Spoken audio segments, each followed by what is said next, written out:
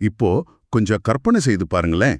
18வது நூற்றாண்டு, ஒரு அறுவை சிகிச்சை அறை. ம். அந்த காலத்துல நவீன மருத்துவ வசதிகள் எதுவும் கிடையாது. கரெக்ட். எந்த விதமான மயக்க மருந்தும் இல்லாம ஒரு நோயாளி முழிச்சுட்டே படுத்திருக்கிறாரு. மருத்துவர் அவர் உடலை அறுக்கிறாரு. கேட்கவே ரொம்ப பயமா இருக்கு. வலி தாங்க முடியாதே. அதுதான் ஆச்சரியம். அந்த நோயாளிக்கு ஒரு சின்ன வலி கூட இல்ல. அவர் முகத்துல எந்த சுருக்கமும் இல்ல. இது எப்படி சாத்தியம்னு நினைக்கிறீங்க? கண்டிப்பா இது ஒரு மேஜிக் மாதிரி தான் தோணுது. ஆனா இது மாயாஜாலம் கிடையாது. சில வார்த்தைகள், ஒரு குறிப்பிட்ட பார்வை, இது மட்டும்தான் அந்த மருத்துவர் பயன்படுத்திய மயக்க மருந்து. இது வரலாற்று ரீதியாக பதிவு செய்யப்பட்ட ஒரு உண்மையான மருத்துவ நிகழ்வு. ஆமா, அந்த நிகழ்வு நடந்த பிறகு அந்த மருத்துவருக்கு என்ன ஆச்சு அப்படிங்கறது தான் இதுல இன்னும் சுவாரஸ்யமான விஷயம். ஏன்னா அவர் கண்டுபிடிச்ச இந்த அபாரமான சக்திய உலகமும் மருத்துவ உலகமும் கொண்டாடி தீர்த்திருக்கணும் இல்லையா? ஆனா உண்மையில அப்படி நடக்கல. மக்கள் அவரை ஒரு மோசடிக்காரர்னு முத்திரை குத்தி நாட்டையே விட்டு துரத்தினார்கள். ஓ, நிஜமாவா? ஆமா, அந்த அறிஞரின் பெயர் தான் பிரான்ஸ் மெஸ்மர். மனித மனதோட விசித்திரமான ஒரு பகுதி இதுதான். எதையெல்லாம் நம்மால உடனடியா புரிஞ்சுக்க முடியலையோ அதை நாம் உடனே எதிர்ப்போம். இந்த முரண்பாடு தான் இன்று நாம் எடுத்துக்கொண்ட இந்த ஆழமான அலசலோட மைய கருத்து. இந்த தேடலுக்கு உங்களை வரவேற்கிறேன். ரொம்ப நன்றி. இன்னைக்கு நாம பேச போற விஷயம் கண்டிப்பா பலரோட பார்வையை மாற்றும் நம்புறேன். கண்டிப்பா. இன்று நாம் அலசப்போகும் புத்தகம் 1970இல் ஏஎஸ் மூர்த்தி மற்றும் கே வெங்கட்ராவ் ஆகியோரால் எழுதப்பட்டு 2012இல் மறுபதிப்பு செய்யப்பட்ட மனோசக்தி முதல் பாகம். அதாவது மனிதனுக்குள் உறங்கிக் கொண்டிருக்கும் மனோசக்தி அல்லது ஒரு வகையான காந்தம் மற்றும் மின்சக்தி என்று இவர்கள் வர்ணிக்கும் ஒரு மாபெரும் ஆற்றலை எப்படி தட்டி எழுப்புவது என்பதுதான் இந்த புத்தகத்தின் முழு நோக்கம். இந்த புத்தகத்தின் ஆசிரியர்கள் வைக்கிற வாதம் ரொம்ப ஆழமானது. நமது ஆரோக்கியம், வெற்றி, மகிழ்ச்சி என அனைத்தையுமே இந்த மனோசக்தியை கொண்டு முழுமையாக நமது கட்டுப்பாட்டுக்குள் கொண்டு வர முடியும்னு அவங்க ரொம்ப உறுதியா சொல்றாங்க. ஆமா, இது அவங்க வெறும் தத்துவமா மட்டும் சொல்லல, அதற்கான வழிமுறைகளையும் அது எப்படி இயங்குகிறது என்பதையும் ரொம்ப விரிவா எழுதியிருக்காங்க. இந்த புத்தகத்தை படிக்கும்போது எனக்கு தோன்றிய ஒரு விஷயம் இதுதான். இது எப்படி என்றால், கையில பல லட்சம் ரூபாய் மதிப்புள்ள ஒரு அதிநவீன ஸ்மார்ட் போனை வச்சுக்கிட்டு அதுல வெறும் சாதாரண போன் கால்ஸ் மட்டும் பேசுவது போல இருக்கிறது நம் வாழ்க்கை. ரொம்ப சரியான உதாரணம். நமக்குள் உலகத்தையே மாற்றக்கூடிய ஒரு ஆத்ம சக்தி இருப்பதாக இந்த புத்தகம் சொல்கிறது. ஆனா நாம் ஏன் அதை சாதாரணமாக பயன்படுத்துவதில்லை? ஒருவேளை அது கண்ணுக்கு தெரியாத ஒரு விஷயமா இருக்கிறதால நாம் அதை சந்தேகிக்கிறோமா? சந்தேகம்தான் மனித குலத்தோட முதல் இயற்கையான எதிர்வினை. சாக்ரட்டிஸ்ல ஆரம்பிச்சு கலீலியோ வரைக்கும் புதிய உண்மைகளை சொன்ன அனைவருமே முதலில் பெரும் எதிர்ப்பைத்தான் சந்தித்தார்கள். ஆமா, இந்த புத்தகத்திலும் ஆசிரியர்கள் இதை பற்றி நிறைய பேசுறாங்க. மனோசக்தி என்ற ஒன்று இருப்பதற்கான ஆதாரங்களை அறிவியல் உலகம் எப்படி முதல்ல நிராகரித்தது என்பதற்கு டாக்டர் ஜேம்ஸ் பிரேட் அப்படிங்கிறவரோட கதையை ஒரு மிகச்சிறந்த உதாரணமாக காட்டுறாங்க. அந்த டாக்டர் ஜேம்ஸ் பிரேட் கதை இந்த புத்தகத்துல ரொம்ப சுவாரஸ்யமான ஒரு கட்டம். அவர் அடிப்படையில ஒரு பிரபலமான மருத்துவர். ஆமா, இந்த மனோவிசியம் அதாவது ஹிப்னோட்டிசம் என்பதெல்லாம் சுத்த ஏமாற்று வேலை என்றுதான் அவர் உறுதியா நம்பினார். ஆனா ஒரு நாள் தெருவில் ஒருவன் மனோவிசிய வித்தை காட்டுவதை பார்க்கிறார். ஒரு பெண்ணை மயக்க நிலைக்கு கொண்டு சென்று அவளுக்கு வலியை உணராத தன்மையை அந்த வித்தைக்காரன் ஏற்படுத்துகிறான். இருந்திருந்தா இது ஏதோ தந்திரம்னு சொல்லிட்டு போயிருக்கலாம். ஆனா ஜேம்ஸ் பிரைட் ஒரு மருத்துவர் இல்லையா? கரெக்ட். அவரு சொல்ல விடல, நேரா மேடைக்கு போறாரு. தன்னிடம் இருந்த ஒரு குண்டூசியை எடுத்து மயக்க நிலையில இருந்த அந்த பெண்ணின் நகக்கண்ணில் குத்துகிறார். நகக்கண் அப்படிங்கிறது நம் உடம்புலேயே மிகவும் சென்சிட்டிவான இடம். அங்க ஊசியால் குத்தினால் சாதாரண மனிதனால் அந்த வலியை தாங்கவே முடியாது. ஆமா, உயிர் போற மாதிரி வலிக்கும். ஆனா அந்த பெண்ணுக்கு சிறு சலனம் கூட இல்ல. அந்த ஒரு கணம்தான் டாக்டர் ஜேம்ஸ் பிரைடோட உலகத்தையே தலைகீழாக புரட்டி போட்டது. தன் கண் முன்னாடி ஒரு மருத்துவ அறிவியலால் விளக்க முடியாத ஒன்று நடப்பதை பார்த்த பிறகு அவர் தனது பிடிவாதத்தை விட்டார். அதன் பிறகுதான் அவர் ஹிப்னாட்டிசம் முறையை அறிவியல் பூர்வமாக ஆராய்ந்து தூக்க மயக்க நிலையை உருவாக்கி நோய்களை தீர்க்கும் முறையை உலகிற்கு நிரூபித்தார். சரி, ஒரு வாதத்திற்காக மனோசக்தி என்ற ஒன்று இருப்பதை நாம் ஏற்றுக்கொள்வோம். ஆனா அந்த சக்தி மூளையில் எங்கே ஒளிந்திருக்கிறது? நல்ல கேள்வி. நம்முடைய அன்றாட சிந்தனைகளிலா? இல்ல.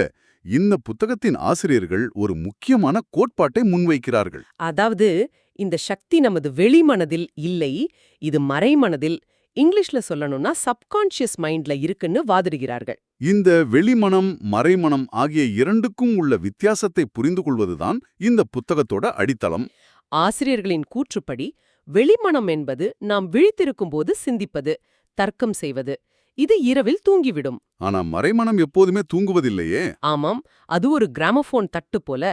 நீங்கள் பிறந்ததிலிருந்து இறக்கும் வரை உங்கள் வாழ்வின் ஒவ்வொரு நொடியையும் அது துல்லியமாக பதிவு செய்து கொண்டே இருக்கிறது. நீங்கள் கண்டுகொள்ளாமல் விட்ட விஷயங்களை கூட அது ரெக்கார்ட் பண்ணிடும்னு சொல்றாங்க. கண்டிப்பா.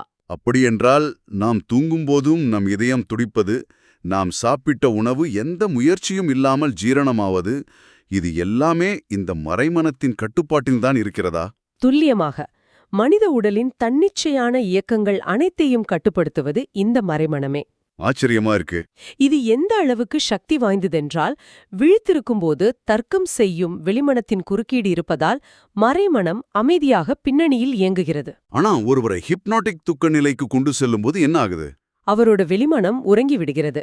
இப்போ மறைமனம் நேரடியாக திறக்கப்பட்டு கட்டளைகளை எந்தவிதமான கேள்வியும் இன்றி ஏற்றுக்கொள்கிறது. இதை படிக்கும்போது எனக்கு ஒரு ஒப்புமை தான் ஞாபகத்திற்கு வருது. இது ஒரு விமானத்தின் ஆட்டோ பைலட் மோடு போல இருக்கிறது. இப்படின்னு கொஞ்சம் விரிவா சொல்லுங்களேன்.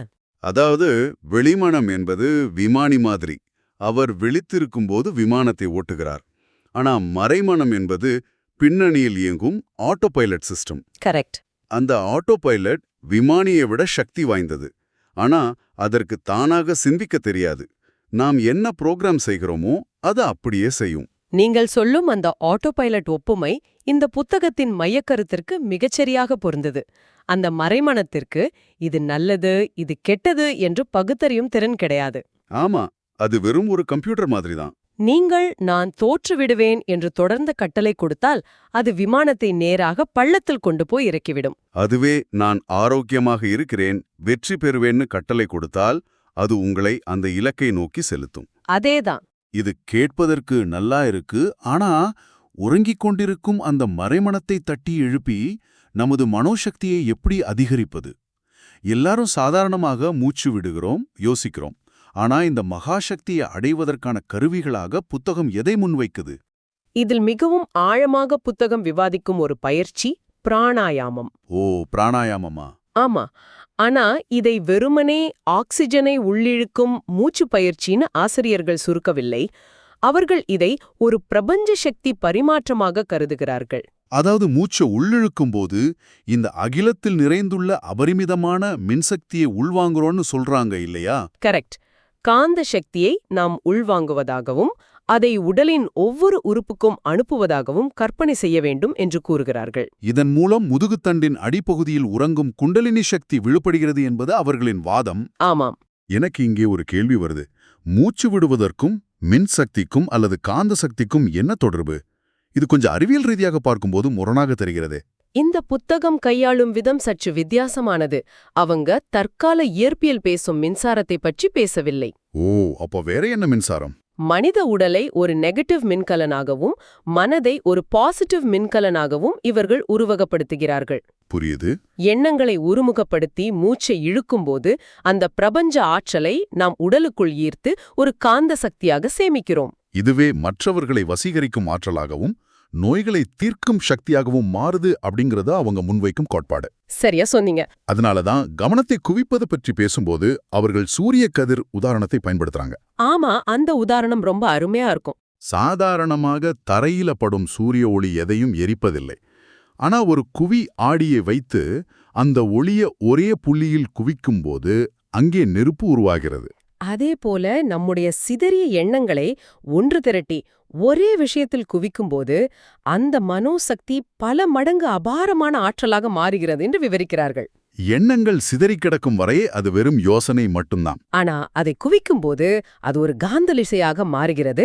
இந்த தத்துவத்தின் அடிப்படையில தான் ஹிப்னாட்டிசத்தை பயன்படுத்தி நோய்களை குணப்படுத்தும் முறைகளை பற்றி புத்தகம் மிகவும் விரிவாக பேசுது. ஒருவரை மயக்க நிலையில் ஆழ்த்தி அவருக்கு வலியில்லாமல் அறுவை சிகிச்சை செய்வது ஒரு புறம் என்றால் நமக்கு நாமே எப்படி சிகிச்சை அளித்துக் கொள்வது என்பதையும் சொல்றாங்க.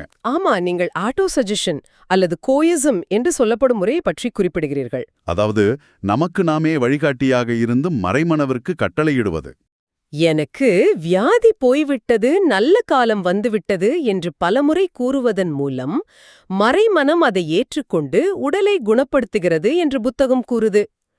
ஆனா இங்கே எனக்கு ஒரு மிகப்பெரிய சந்தேகம் எழுகிறது. இதை நீங்களும் உணர்ந்திருப்பீர்கள். என்ன சந்தேகம் அது? வெறுமனே நான் ஆரோக்கியமாக இருக்கிறேன், என் புற்றுநோய் குணமாகிவிட்டது என்று ஒருவர் தினமும் வாய்வார்த்தையாக 100 முறை சொல்வதால் மட்டும் ஒரு கொடிய நோய் குணமாகிவிடுமா? இது கேட்பதற்கு மிகவும் எளிமையாக ஏதோ மேஜிக் ட்ரிக் மாதிரி இருக்கிறதே. நிறைய பேருக்கு இந்த சந்தேகம் வரும். வெறும் வார்த்தைகளுக்கு அவ்வளவு சக்தி இருக்கிறதா? இந்த புத்தகம் முன்வைக்கும் மிகவும் சிக்கலான ஆனா முக்கியமான இடம் இதுதான்.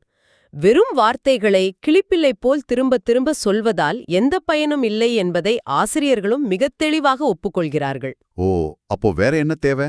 அந்த வார்த்தைகளுக்கு பின்னால் அளப்பெரிய வைராக்கியமும் எந்தவித சஞ்சலமும் இல்லாத முழுமையான நம்பிக்கையும் இருக்க வேண்டும். அதாவது வார்த்தைகளை விட அந்த உணர்வுதான் முக்கியம் என்கிறீர்கள். ஆம். மற்றும் இதற்கான சரியான நேரத்தையும் புத்தகம் குறிப்பிடுகிறது.